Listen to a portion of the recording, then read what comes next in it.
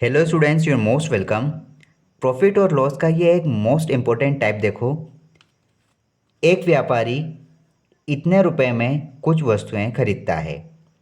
इसमें 3/4 भाग 8% लाभ पर बेच देता है। तो शेष भाग कितने प्रतिशत लाभ पर बेचे जिससे कुल 7% लाभ हो। देखो, ऐसे क्वेश्चन में हमको इस वैल्यू से कोई मतलब नहीं होता, कोई लेना देना नहीं होता है। क्यों? क्योंकि हमको सिर्फ यहाँ पर लाभ का प्रतिशत निकालना होता है। ठीक है। कहा क्या गया है कि कुछ वस्तुएं कुछ कीमत पर खरीदता है।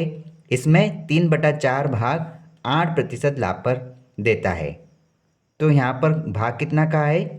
यहाँ पर भाग बताया है कि 3/4 भाग। अब इसको समझो आप, टोटल कितने भाग हैं यहाँ पर? कुल यहाँ पर 4 भाग है। और कहा गया है कि 4 भाग में से 3 भाग इतना बेचा है। कितने प्रतिशत लाभ पर? 8% के लाभ पर बेचा है। तो अब हमारे पास कितने भाग बच गए? शेष हमारे पास एक भाग बचा है। क्यों? क्योंकि टोटल हमारे पास 4 भाग थे, 3 भाग बेच दिए, तो हमारे पास अब सिर्फ एक भाग बचा है। अब देखो इसका कैलकुलेशन किस प्रकार से होगा।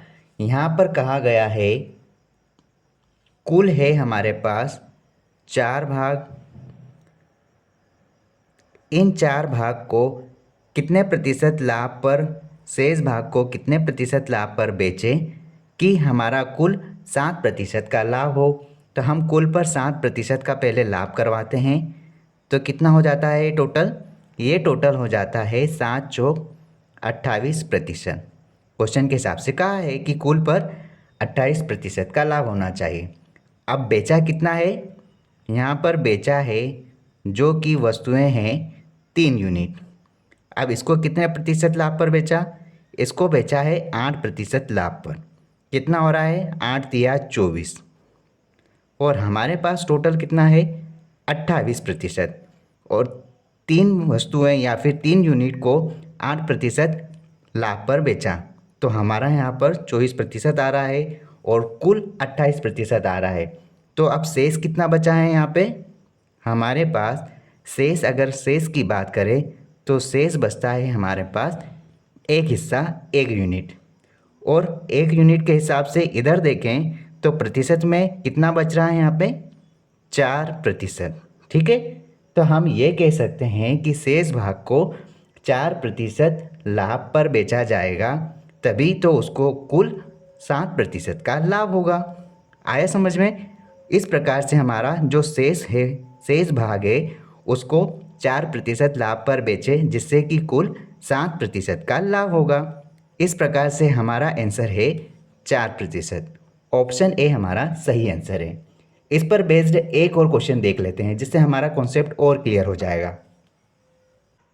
इस क्वेश्चन को समझो। एक व्यापारी ने 5,600 रुपये में कुछ वस्तुएं खरीदी। इसमें से 80% वस्तुएं 10% लाभ पर बेच दी गई और शेष को कितने प्रतिशत लाभ पर बेचा जाए जिससे कुल 11% का लाभ हो। देखो, इस क्वेश्चन को हम एकदम डायरेक्ट सोल्व करेंगे। यहाँ पर कह दिया है कि 80% वस्तुएं 10% लाभ पर बेची, तो 80% का वैल्यू आप निकालो कितना होता है। आप जब 80% को सोल्व करोगे, 80/100 कितनी बार? 20 चौक 80 और 20×5 100। इसका मतलब क्या हुआ कि आपके पास टोटल वस्तुएं कितनी हैं? 5। मैं फिर आपको लिख देता हूँ। कुल वस्तुएं हैं आपके पास 5 और बेच दिया आपने 4 वस्तुएं। ठीक है। अपने पास शेष क्या बचा है? शेष बची है आपके पास सिर्फ एक वस्तु। ठीक है। अब उसी क्वेश्चन के अनुसार यहाँ पे आप करो कि कुल वस्तुएं कितनी हैं। यहाँ पर आपके पास कुल वस्तुएं हैं आपके पास 8। 5 वस्तुएं हैं। अब 5 वस्तुओं पर टोटल लाभ कितना है? 11% का होना चाहिए। 11% का लाभ होगा तो आपके पास टोटल कितना हो जाएगा? 55%। ठीक है। अब आपने बेचा कितना है? आपने बेचा है 4 यूनिट। तो 4 यूनिट का समझो आप, 4 यूनिट को बेचा आपने यहाँ पर 10% के अनुसार जो कहा गया है। तो आप 10 का गुणा करो तो आपको पता चल जाएगा कि टोटल परसेंट यहाँ पर कितना हो रहा है, बेचने पर 40% हो रहा है। अब हमारे पास कितने शेष बचे हैं, हमारे पास एक वस्तु शेष बची है जो हमने पहले ही निकाल ली थी। तो शेष जो एक वस्तु बची है उसका आप प्रतिशत देखो, टोटल पर 55% हो रहा है, जबकि 4 बेच दिए उस दौरान 40% हमने कवर कर लिया है।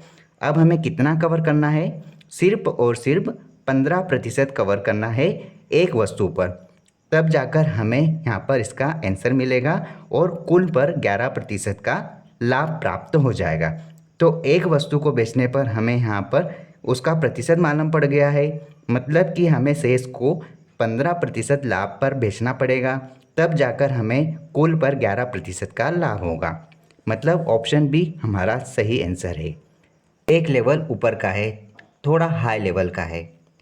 एक व्यापारी कुल वस्तुओं का 1/7 भाग 5% लाभ पर बेचता है, 2/7 भाग 10% लाभ पर बेचता है। तो शेष को कितने प्रतिशत लाभ पर बेचे जिससे कुल 9% का लाभ हो। देखो यहाँ पर 1/7 भाग का है जिसमें इसको 5% लाभ पर बेच देते हैं, मतलब कि टोटल कितना है यहाँ पर हमारे पास, टोटल हमारे पास है यहाँ पर 7, जिसमें से एक वैल्यू 5% के लाभ पर बेच देता है। ठीक है। और दूसरा कहा है यहाँ पर कि 2/7 भाग, मतलब कि यहाँ पर एक वैल्यू को बेच रहा है, और दूसरी बात में कहा गया है, पहली बात में एक वैल्यू को 5% के लाभ पर बेच रहा है, और दूसरी बात में कहा गया है कि 2/7 भाग को 10% के लाभ पर बेचता है। ठीक है। तो शेष को अब देखो यहाँ पर एक वैल्यू और यहाँ पर दो और एक 3 वैल्यू, तो टोटल हमारे पास 7 है, 7 में से 3 वैल्यू तो बेच दी है, तो शेष वैल्यू हमारे पास बची है 4। तो शेष को कितने प्रतिशत लाभ पर बेचें जिससे कुल 9% का लाभ हो।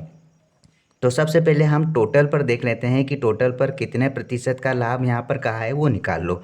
तो टोटल हमारे पास 60 यूनिट है, इसमें हम 9% का लाभ करवाते हैं तो कितना होता है, 9×7=63। ये टोटल परसेंटेज हमने निकाला। अब यहाँ पर क्वेश्चन में कहा है कि एक को 5% के लाभ पर बेचा है, तो एक को 5% के लाभ पर बेचा। ठीक है। फिर कहा है कि दूसरे को आपने 10% के लाभ पर बेचा, 10% के लाभ पर आपने बेच दिया। तो टोटल यहाँ कितना हो रहा है, 20% और 5 25%। 25% तो आपने बेच दिया, तो आप टोटल कितना है आपके पास 63% और बेच दिया 25%। तो आपके पास यहाँ रे कितना गया, आप यहाँ पर घटा लो। तो आप देखो यहाँ पर घटने के बाद क्या वैल्यू आ जाती है, आपके पास टोटल वैल्यू होगा यहाँ पे बचकर 38% वैल्यू बच गई है। और आपके पास शेष कितना यहाँ पर रह गया है, कितना यूनिट रह गया है, यहाँ पर देखो 2 और 1 3 यूनिट तो आपने इतने प्रतिशत लाभ पर बेच दिया है, तो घटकर हमने उसका परसेंटेज भी निकाल लिया। और आपके पास प्रोडक्ट कितने बच गए हैं, 7 में से 3 गए तो बचे 4 प्रोडक्ट। 4 प्रोडक्ट को आपने कितने प्रतिशत प्रॉफिट पर बेचा जिससे कि आपको टोटल 9% का लाभ हुआ। तो आप प्रत्येक प्रोडक्ट का वैल्यू निकाल लो कितने प्रतिशत पे गया है भैया। तो आप क्या करोगे, 38% डिवाइड बाय आप 4 करो, 4%, तो आपको वो वैल्यू मिल जाएगा। ठीक है। आप यहाँ पर भाग दे दो, आप प्रतिशत तो यहीं रखोगे, ये प्रतिशत यहाँ भी नहीं लगेगा क्योंकि आपको तो प्रतिशत ही निकालना है, तो ये प्रतिशत नहीं आएगा। अब देखो 4 की टेबल से आप काटोगे तो कितना हो जाएगा, 4×8=32, 4×9=36। यहाँ कितने बच गए, 2, 2/4 करोगे तो ये और आगे जाके और सरल हो सकता है। तो 9 सही 1/2, मतलब कि 9.5% पर आपने इसको बेचा, 9.5% पर प्रत्येक प्रोडक्ट को बेचा, तब जाकर आपको 9% का लाभ हुआ है। ठीक है। तो आपका आंसर है ऑप्शन डी, 9.5%। नेक्स्ट क्वेश्चन देखते हैं। एक दुकानदार 1,48,000 रुपये में कुछ वस्तुएं खरीदता है। उसमें से 66.66% वस्तुएं 5% लाभ पर बेची गई। शेष कितने प्रतिशत लाभ पर बेची जाए ताकि कुल 6% का लाभ प्राप्त हो।